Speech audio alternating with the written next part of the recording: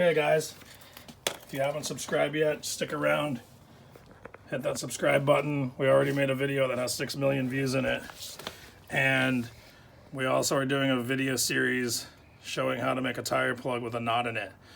Our last video was how to put a tire plug in there and twist it and see if the knot actually held. Well, it didn't. And if you want to watch that video, go ahead and watch it.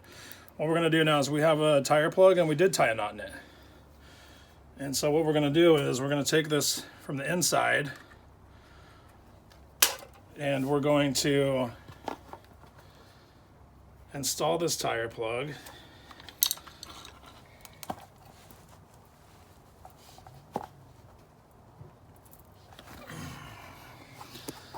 And make sure that all this tail is out of here. And then we're going to take this and just hold on to this for a second. And we're going to pull it out. Okay, so now let's take a look inside here. Now see that knot? That's an actual knot. Now what we're going to do is we're going to pull on this. And there you go. So now we're pulling on that. Pretty hard, that's not pulling out. So we can see on the inside that that's a knot. Now, that's what it would look like. So if you're afraid of that knot pulling out, it won't. So what we're going to do is I'm going to switch views here, and I'm going to have Cyrus grab the pliers. And go ahead and just give that everything you've got and try to yank it out now. Whoa. Oh, wow, pretty strong. Okay. Go ahead and...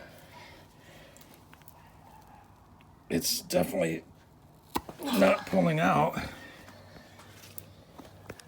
And it still looks great. So that's one hack on how to do a tire plug and have a knot in it and have it not pull out.